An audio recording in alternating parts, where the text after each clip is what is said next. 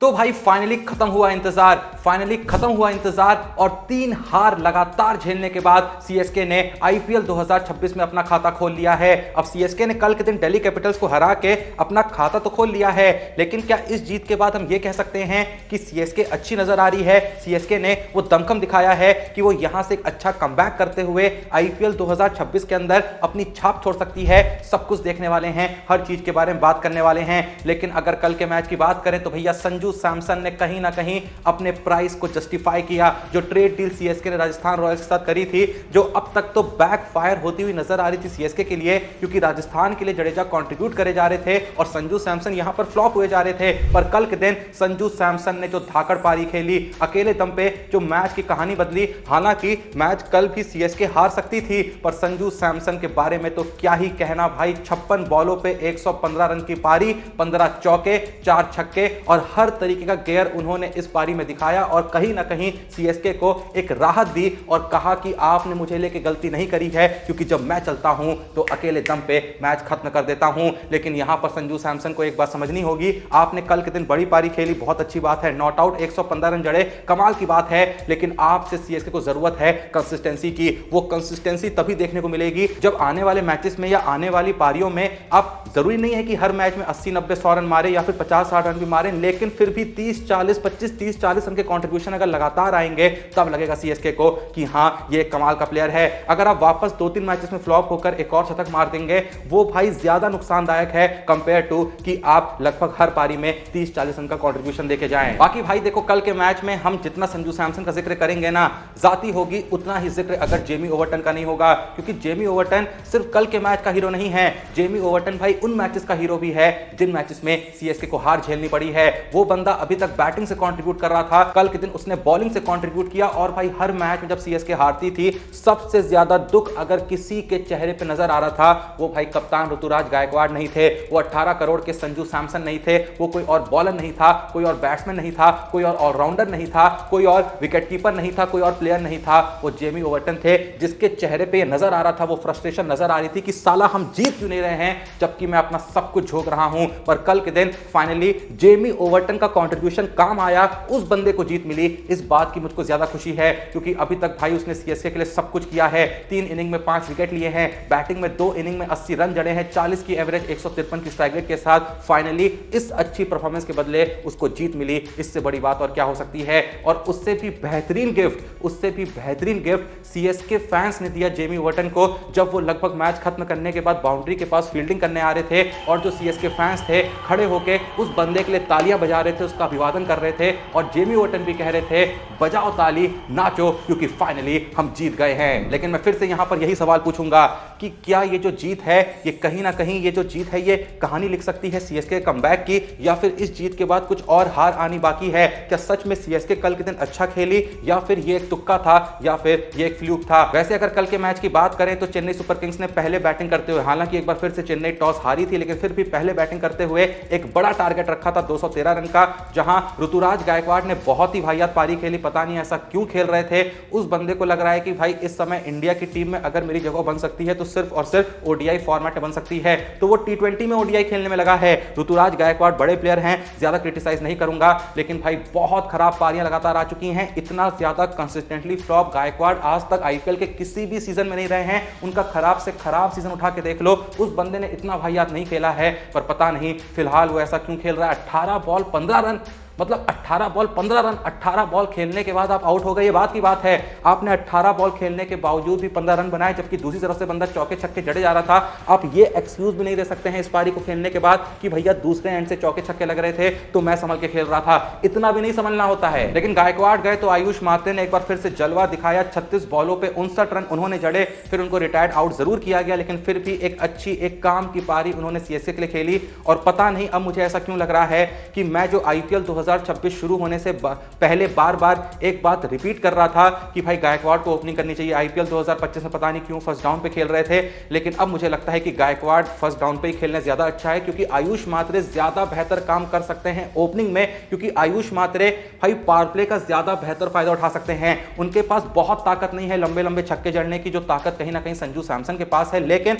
Power play में वो बंदा अंधी खेलता था। पिछले सीजन में लगभग हर इनिंग 180, 190, 200 की स्ट्राइक रेट से खेलता था, आते ही भाई बॉल उठा देता था, 30 यार्ड को बस पार कराना होता था, तो पावर प्ले का वो काफी बेहतर फायदा उठा सकता है गायकवाड़ कंपैरिजन में। और क्या पता गायकवाड़ फर्स्ट डाउन पे आके थोड़ा सा जो उनकी टेक्निक है, जो उनके शॉट्स हैं, उसका बेहतर इस्तेमाल कर सकें, पावर प्ले खत्म होने के बावजूद भी गैप्स ढूंढ के चौके छक्के निकाल सकें। तो अब शायद वक्त आ चुका है कि आयुष मात्रे से कहा जाए आप ओपनिंग ही करिए, संजू सैमसन के साथ एक अच्छी ओपनिंग साझेदारी दीजिए, एक एक्सप्लोसिव ओपनिंग दीजिए और वहीं गायकवाड़ को फर्स्ट डाउन पे भेजने का वक्त आ चुका है। क्या आपको भी ऐसा लगता है? कमेंट सेक्शन जरूर बताइएगा। उसके अलावा कल के दिन सीएसके के लिए एक फिनिशिंग टच यहां पर शिवम दुबे ने भी दिया और उसके बाद जब दिल्ली कैपिटल्स इस बड़े टारगेट को चेस करने आती है, भले ही बड़ा टारगेट था लेकिन सीएसके फैंस डरे हुए थे, क्योंकि भाई सीएसके की जो बॉलिंग है,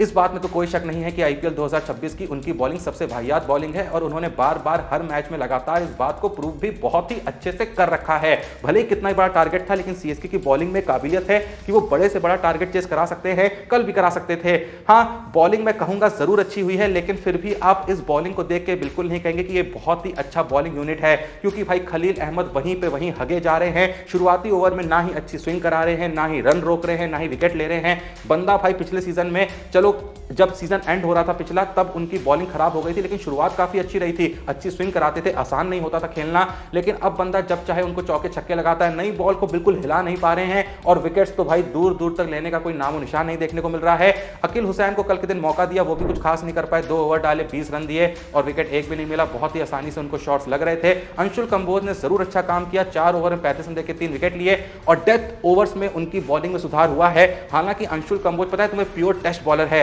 उसके स्टैट्स टेस्ट फॉर्मेट में डोमेस्टिक क्रिकेट में जाके देखो काफी अच्छे हैं, उतने अच्छे उस बंदे के स्टैट्स वाइट बॉल क्रिकेट में नहीं है, चाहे ओडीआई में कह लो चाहे टी20 में कह लो, लेकिन उस बंदे ने खुद को ट्रांसफॉर्म करा है, वाइड यॉर्कर्स अच्छी डाल रहा है, लेकिन फिर भी क्या वो एक अच्छा डेथ बॉलर है? अभी इस बारे में कुछ भी कहना जल्दबाजी होगी। लेकिन क्या कहें जेमी ओवर्टन के बारे में, उस बंदे ने भाई कल के दिन बॉलिंग में जो बवाल मचाया, जबकि Jamie Overton is not a perfect bowler, is not at all a perfect T20 bowler, उसकी इकोनॉमी कभी भी अच्छी नहीं रही है, लेकिन कल के दिन बंदा जो वेरिएशंस कर रहा था भाई, 145 146 की स्पीड जब चाहे फेंक रहा है और जब चाहे 120 125 पे फेंक रहा है। लेंथ बॉलिंग पे ज्यादा डिपेंडेंट था, ज्यादा यॉर्कर्स नहीं मार रहा था, ज्यादा कुछ अजीबोगरीब वेरिएशंस नहीं कर रहा था, पिच का फायदा उठा रहा था, हार्ड लेंथ मार रहा था और वो चीज काम आ रही थी भाई। जहां लगभग हर बॉलर 10 की इकोनॉमी के ऊपर रन देके आ रहा था, वो बंदा 4 ओवर में 18 रन देके आया, 4 विकेट लिए, बड़े विकेट्स लिए और अकेले दम पे मैच उसने बदला है। अगर आप जेमी ओवर्टन का स्पेल हटा देंगे तो सीएसके कल का मैच हार चुकी थी। नूर अहमद को कल के दिन जरूर एक विकेट मिला, फाइनली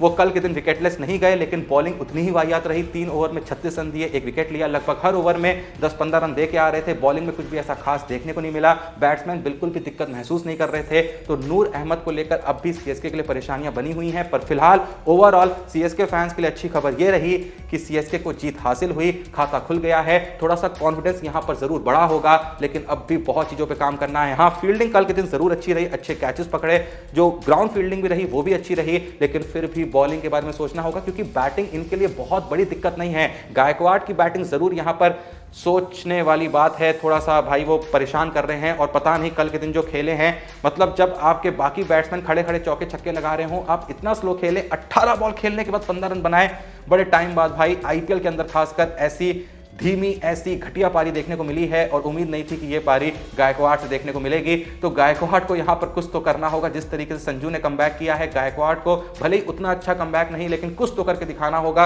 ये प्रूव करना होगा कि भाई वो one of the most consistent batter रहे हैं आईपीएल के अंदर। तो खासकर ये उनको साबित करना होगा भाई, साबित करना होगा। पर फिर भी अच्छा किया कल के दिन, बॉलिंग में इंप्रूवमेंट देखने को मिला, लेकिन जैसा मैंने कहा बॉलिंग पे अब भी और काम करना बाकी है, खलील नूर को और ज्यादा ग्रूम करना बाकी है और अच्छे बेहतर यहां पर ऑप्शंस की तलाश करना जरूरी है। कल के दिन एक और ऑप्शन इन्होंने जरूर ट्राई किया था गुरजपनीत सिंह के रूप में, जिन्होंने डिसेंट बॉलिंग कराई, कोई बहुत शानदार बॉलिंग करा रहे थे ऐसा हम नहीं कह सकते हैं, बहुत ही आसानी से किसी भी मैच में महंगे साबित हो सकते हैं, लेंथ बॉलिंग कराते हैं, बहुत स्पीड नहीं है, लेकिन ठीक है औरों के कंपैरिजन में डिसेंट स्पेल डाला है तो मौका उनको मिलेगा, लेकिन फिर भी भाई स्पिन पे काम करना होगा, अच्छे स्पिनर्स ढूंढने होंगे। अकील हुसैन को मौका मिला है तो प्रूव करना होगा, शुरुआती ओवर में विकेट्स निकालने होंगे और भाई बॉलरों को इस बात पे ध्यान देना होगा कि जरूरी नहीं है हर ओवर में हम 10-12 रन खर्च करें। कल भी यही हो रहा था, मोस्ट ऑफ द ओवर्स में आसानी से रन आ रहे थे, वो तो विकेट्स गिरते रहे, वरना अगर एक आध विकेट और कम गिरे होते तो जैसा मैंने कहा बहुत ही आसानी से कल का मैच खींच के ले जा सकती थी डीसी। भाई जेमी ओवर्टन ने एक्सेप्शनल स्पेल डाला है, ऐसे स्पेल देखने को नहीं मिलते हैं, सबसे बेहतरीन बॉलर भी किसी भी मैच में इतना शानदार स्पेल नहीं डालता है, तो अगर उसका स्पेल हटा दो ना तो चेन्नई ने ऐसा कुछ भी खास नहीं किया है, तो बॉलिंग में अब भी बहुत कुछ यहां पर सीएसके को सोचना होगा। ऑप्शंस यही हैं, इन्हीं से भाई प्रोडक्टिविटी जो है निकालनी पड़ेगी, वरना सीएसके को कल के दिन जीत जरूर मिली है, लेकिन आईपीएल जीतना अभी भी उनके लिए एक सपने जैसी बात है। हाँ, अगर एक आध मैचेस इनके लगातार ऐसे आ जाते हैं जहां इनको थोड़ी सी डोमिनेटिंग जीत हासिल हो, जहां वन साइडेड तरीके से इनकी बॉलिंग डोमिनेट करते हुए दिखे, तो भाई भले ही फुद्दू बॉलर्स हैं, लेकिन इनका कॉन्फिडेंस बढ़ेगा और तब जाकर यहां पर एक अच्छा कमबैक देखने को मिल सकता है। अब वो कमबैक होगा या नहीं होगा, तुम्हारा इस बारे में जो भी सोचना है कमेंट सेक्शन में जरूर बताना। बाकी वीडियो को लाइक करना, चैनल को सब्सक्राइब करना। मिलते हैं नेक्स्ट वीडियो में, तब तक के लिए जय हिंद, धन्यवाद।